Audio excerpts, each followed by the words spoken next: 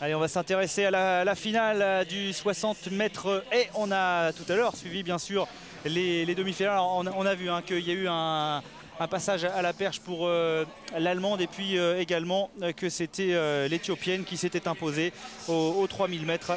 L'Éthiopienne, non pas l'Éthiopienne mais plutôt la Kenyane Viola Kibiwot qui s'est imposée aux 3000 mètres. Voilà la liste de départ donc pour ce 60 mètres féminin. Danielle Carrossers, l'américaine au couloir numéro 1. Augustus Stoyin au couloir numéro 2. Tereda, elle, est au couloir numéro 4. Anaï Tereda.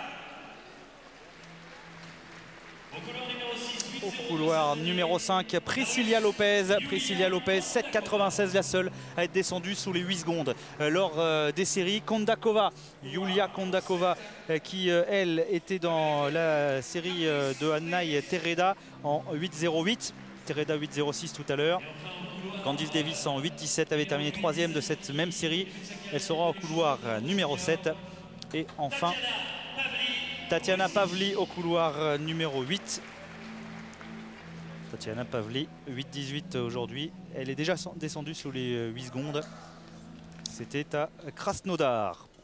Alors évidemment, sur ce que l'on a vu, Renaud, lors des demi-finales, la favorite, c'est la Canadienne. Bah oui, bien sûr. En fait, c'est l'affrontement entre l'eau et le feu.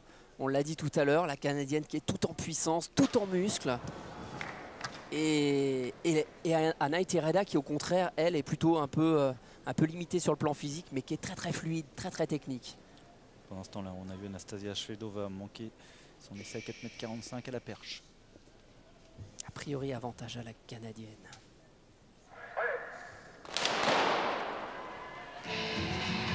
Et la Canadienne et la Cubaine qui sont au coude à coude.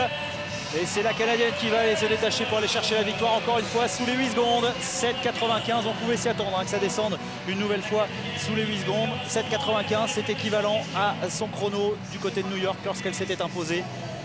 Elle est régulière quand même, Priscilla Lopez, et la puissance a prévalu sur la fluidité. Voilà, tout à fait. Et pourtant, Anaï Tereda a vraiment fait ce qu'il fallait au départ. Elle est allée la challenger sur son terrain de prédilection, c'est-à-dire sur la poussée initiale. Mais après, quand le moteur a mis le turbo, voilà, Priscilla Lopez s'est envolée, gagne cette course, elle est très très régulière.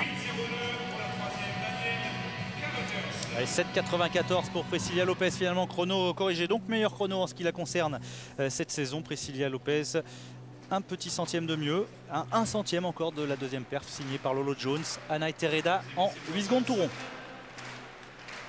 Oui, on revoit à l'image donc bien la vitesse supérieure dans l'inter-obstacle pour la Canadienne. Ça passe toujours pas à la perche pour la Russe. Danielle Carrossers, l'américaine, est 3e en 8,02. Augustus Stoyin, la Nigériane, 8,06. Angela White, 8,08. Tatiana Pavli, 6e en 8,11. Et Priscilla Lopez avec Samira Moudi. Priscilla, congratulations. 7.95 for the second time this season. You keep going faster. That's the plan. Keep going out there.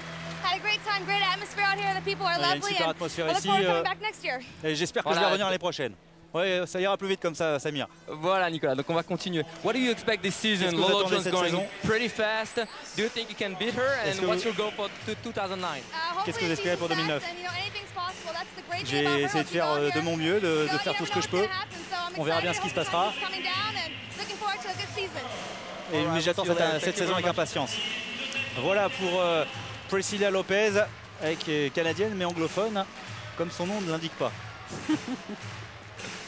Et qui s'impose en 7,94. Donc elle améliore d'un tout petit centième son meilleur chrono de la saison, mais c'est surtout sa régularité que l'on retiendra, Renaud.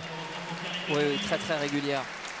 Mais encore assez loin de Lolo Jones, qui elle a été 2 fois régulière à un meilleur niveau, 7,85 pour l'instant, la seule à être descendue sous les 7 secondes 9.